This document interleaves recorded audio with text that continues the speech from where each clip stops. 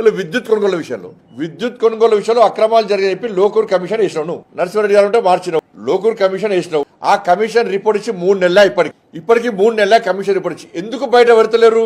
బయట పెట్టకూడడానికి కారణం ఏంది? ఇప్పుడు విద్యుత్ కొనుగోలులో అక్రమాలు జరిగాయని చెప్పి అన్నారు. అన్నప్పుడు అక్రమాలు ఎవరు పాల్పడ్డారని చెప్పన్నారు? కేసీఆర్ అక్రమాలు పాల్పడారని చెప్పి ఇదే ప్రభుత్వం చెప్పి దాని మీదనే విచారణ జరుపుతున్నది. మరి విచారణ సందర్భంగా ఒక్క రోజన్న కేసీఆర్ పిలిచి ఆ కమిషన్ విచారణ జరిపిందా? ఇదే ఇన్వెస్టిగేషన్ కేసీఆర్ పిలవకుండా ఇదే విచారణ క్లోజ్ అయ్యిందంటే నివేదిక ఇచ్చే నివేదిక సంకలం పెట్టుకొని కూర్చుంటుంది.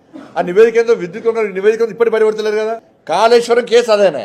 కాళేశ్వరం కేసులో కేసీఆర్ అక్రమాలు పాల్పడ్డాడు, క్వాలిటీ లేకుండా పనులు సాగించుడు, అంచనాలు వెంచిటో వేసి అక్రమాలు పాల్పడని చెప్పి ఇదే ప్రభుత్వం చెప్పింది. విచారణ అనేది అంత అయిపోయింది. మరి ఒక్కసారన్న ఆ కమిషన్ గడువు పొడిగిస్తూ పోతూనే ఉన్నారు. కానీ ఒక్కసారి కూడా కనీసం కేసీఆర్ నోటీస్ ఇచ్చి కేసీఆర్ విచారణ, కేసీఆర్ కొడుకుని కేసీఆర్ అల్లుని ఇదే విచారణ. మరి ఒక్క నోటీస్ కనీసం కేసీఆర్ కుటుంబాన్ని టచ్ చేసే సాహసం మీరు చేయలే. కేసీఆర్ కుటుంబానికి నోటీస్ ఇచ్చే సాహసం మీరు చేయలే. డ్రగ్స్ కేసులో అదే పరిస్థితే, ఫామ్ హౌస్ కేసులో అదే పరిస్థితే. కేసీఆర్ కొడుకు వచ్చి డ్రగ్స్ తీసుకున్నాడు, మనకు రాధారని అరెస్ట్ చేస్తామన్నారు. ఏమయ్యా మరి? హైడ్రా పేరుతో కూల్స్తున్నాం పేదలు ఇల్లు కూర్చున్నారు. జన్వాడ ఫామ్ హౌస్ ఎందుకు కూర్చలేవు?